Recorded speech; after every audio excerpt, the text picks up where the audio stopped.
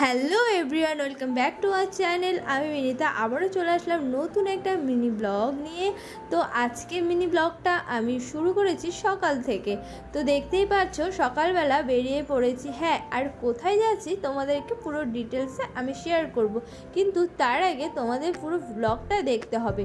তো আমরা যাচ্ছি মেকআপের কাজের উদ্দেশ্যে। আমি আছি, রোহিত আছে, আর একটা দিদি আছে।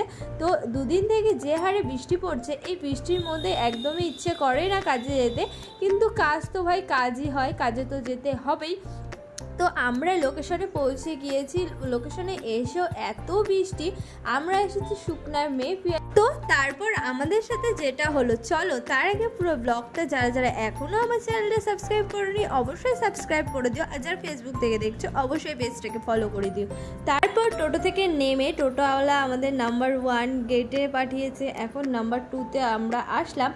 এখন 2তে এসে যেটা হয়েছে আমাদের সাথে, এখানে আমরা 3 ঘন্টা আমরা এখানে দাঁড়িয়েছিলাম শেষমেশ। তারপরে মেকআপ না করে আমরা চলেই যাচ্ছিলাম।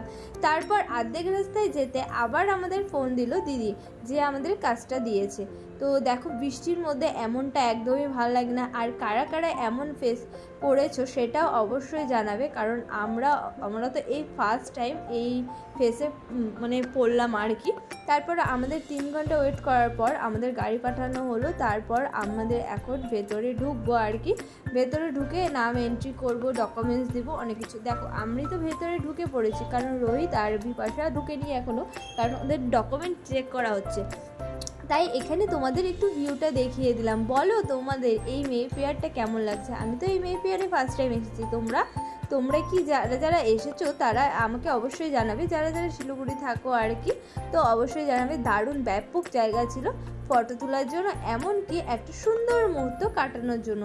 চলো বেশি বকবক না করে এখন চলে যাই নিজের কাজে। তো আমাদের এখানে রুম নম্বর বলে দিয়েছে, তো আমরা এখন রুমে যাচ্ছি। আমরা 132 রুমে ছিলাম। তো আমাদের 2 দিনের মেকআপের কাজ ছিল। এখানে ছিল আজ হচ্ছে অ্যানিভার্সারি পার্টি, তো মেন প্রোগ্রাম কালকে, আজকে ছিল জাস্ট ওদের মধ্যে কী প্রোগ্রাম হয় ওটা বলতে পারবো না। তারপরে লিফটে করে আমরা চলে গেলাম আমাদের রুমের উদ্দেশ্যে। রুমে গিয়ে তারপর চলো এবার আবার দেখা হচ্ছে তোমাদের সাথে। তো আমাদের সাথে আজকে যেটা হয়েছে সেটা যেন আর কারোর সাথে না হয়, আমরা এটাই আশা করি। কারণ অনেকটা ইসে করে সবাই একটা কাজের আগ্রহতে যায় আর কি, সেক্ষেত্রে সবাইকে একটু ভালো করে সম্মান দেওয়া দরকার। আমরা মেকআপ আর্টিস্ট রয়েছে তো কী হয়েছে, আমরাও তো একটা মানুষ।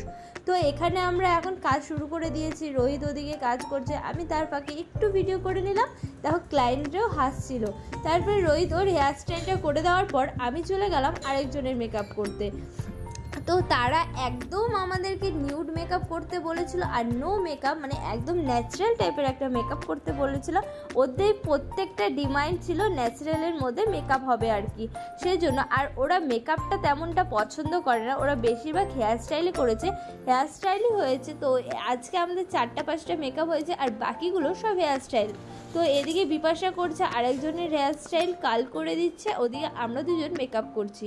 তো চলো, কাজ প্রায় শেষের দিকে। কাজ শেষ করে দেখো আমরা এখন বেরিয়েও পড়েছি। রোহিত একটু আমার একটু ফেসটা ওর ভালো করে দেখিয়ে দিচ্ছে। আমাদেরকে সবাইকে কেমন লাগছে আজকে অবশ্যই জানাবে। তো এখন বাজে রাত 10টা। দেখো টোটো করে আমরা আবার বাড়ির দিকে যাচ্ছি। আর জানো এদিক দিয়ে না হাতি বেরোয়, তার জন্য অনেক ভয় যাচ্ছি। চলো আজকের ব্লগটা আমি এখানে এন্ড করছি। বাই বাই, টাটা, দেখা হচ্ছে নতুন একটা ব্লগের সাথে।